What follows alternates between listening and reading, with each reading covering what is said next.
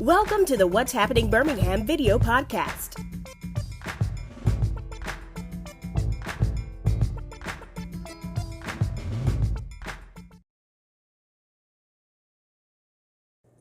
Hello everyone, this is Jarvis Scott with What's Happening Birmingham. Today I have the honor and pleasure of being with Attorney Kem L of Just-in-Time Legal Solutions. Today we're here to talk about a great topic, wills. So let me first start off by saying that Attorney Marks, thank you for coming on the podcast. Thank you for having me, Jarvis. You all are going to see this face a lot over the next few months. We're going to be talking about a variety of legal topics, but we wanted to kick off today talking about wills. So let me first start off by saying it's going to have two scenarios. Someone dies with a will, someone dies without a will. So let's go to the worst case scenario. Someone dies without a will. What happens? Well, you used an interesting phrase, actually, because there's this misconception that someone dies without a will. The reality is that people who don't have wills of their own, the state of Alabama has one for them. And it's called intestate succession, but it's just your property will be distributed as the state of Alabama sees fit by pre-existing laws, rather than the choices that you've made with having a will of your own. All right, so let's go now that we have the will in place. Now let me speed back for a second. So tell me more about that process. Like after someone dies, how long does it take, the state and things like that taken up usually? Well, if someone dies without a will that they have come up with, then it follows under intestate succession, which could be depending on relatives and will contests. It could be years and years, and sometimes with no resolution at all, but certainly not the outcome that the decedent intended. All right, so let's go next to have a will. What happens and kind of the process walks through. Well, having a will ensures that whatever one's final wishes are carried out. Those wishes are carried out by family members, and there's a predetermination as to who receives what property, and especially if the will is well prepared. All right, so I got a whole lot of questions for Attorney Marks today. So, you all know how my videos go. It can go 10 minutes, sometimes go 30 minutes, but we're going to make sure we answer all your questions, that you may be watching and wondering about. So let's first start off with, I read something online about you don't need an attorney to write a will. Is that true or false? Well, being an attorney, I feel like people need attorneys for all aspects of life.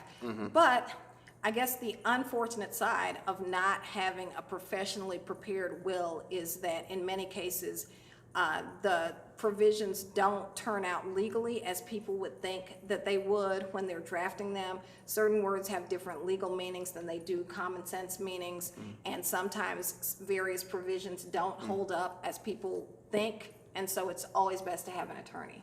All right, well, so what does a will consist of? A will is just a last testament of whatever the person wants to distribute in terms of their estate and their property. It could be something as simple as a string of pearls and a cookware set.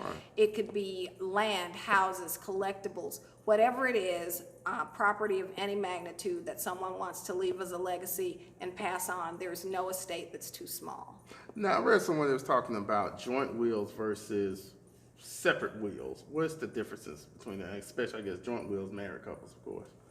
Well, the thing about it is that it depends, because a joint will at any point could become a separate will. So you really are better served with a will where two people have two separate wills, because at any point a joint will, someone can still go out and create a separate will, and that leaves the other person in a spot if they weren't aware that another will was out there. All right, so now we get into the will. Explain to me the executor and co-executor, and what does that mean? Well, there is the executor, and co just means if the person who dies has selected more than one person to oversee the estate. But the executor is someone who oversees the distribution of assets, who essentially interacts with the court to make sure that the bills are paid of the estate, and to also make sure that the property is distributed as delineated in the will. All right, so let's throw another scenario. Let's just say there's like 3 or 4 children. Yes. Or So how they break that down? It can only be one executor, correct? It can't be all co-executors. Well, the thing about it is that is actually a provision in the will. So whoever's making the will gets to decide who it is that they want to finally distribute their property. And so that if they're co-executors, then the two people named would be it, but no one gets to kind of jump in as one if it's not set forth in the actual will. All right, so the next question is, who should act as a witness to your will normally?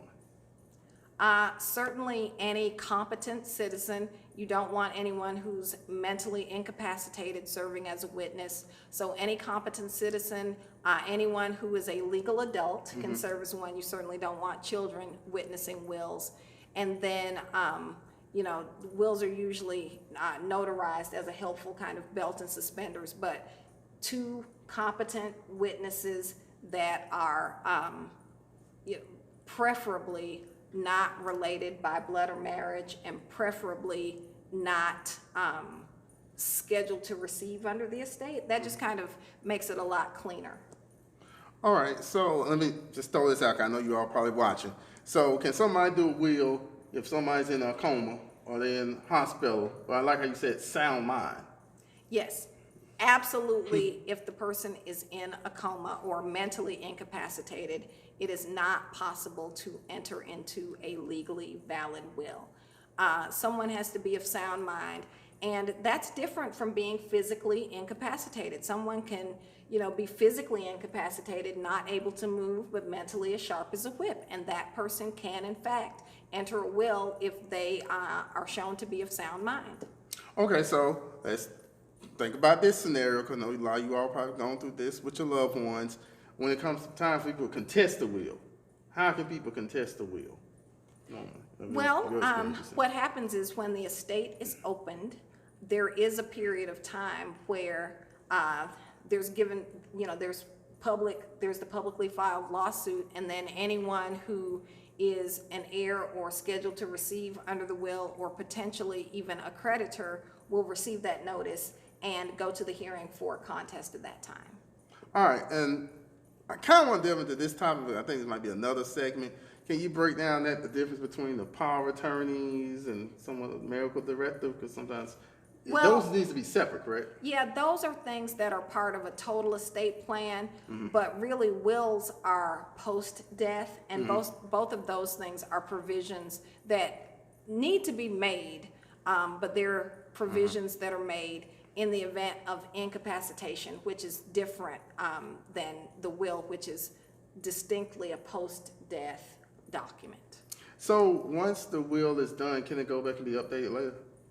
Yes. Okay. A will can be updated at any time prior to death, obviously, and people do that, and I always recommend at least a basic will. Like I said, string of pearls, cookware set, whatever asset that someone has is valid property for a will, and then as assets increase or as possessions grow, you can certainly always go back and get a more comprehensive will, but everyone has a legacy no matter how small. All right, so like I said before, I have her on for a series of interviews, so I want to take this time to kind of, this is your first time in front of What's Happening Birmingham audience, kind of tell them a little bit about yourself. Well, let's see. I've practiced law for a number of years. I selectively chose to be headquartered here in Bessemer, Alabama. Just in Time Legal Solutions provides flat fee, walk-in, pay-as-you-go legal services on a variety of matters, wills being one of them, but just documents and things that people need, legal matters that people have to have handled. And I don't know, you tell me what you want to know about me, but graduated from University of Michigan, Ann Arbor, graduated from Cumberland School of Law, and from the state of Alabama, born and raised in Hueytown, and now headquartered right here in Bessemer. All right, well, welcome to Bessemer. Thank you. Bessemer is booming, it's growing. Love Bessemer. So what's the phone number if they want to get in contact with you? The phone number here is 205-436-2846. And your website again? The website is justintimelegal.com.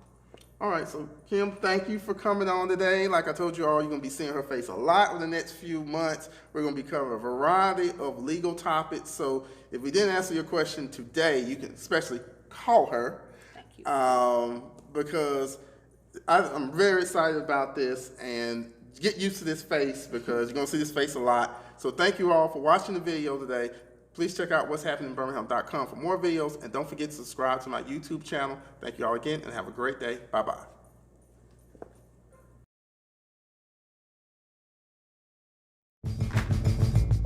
Thank you for watching the What's Happening Birmingham video podcast. Please check out our website, app, or subscribe to our YouTube channel for the latest videos today.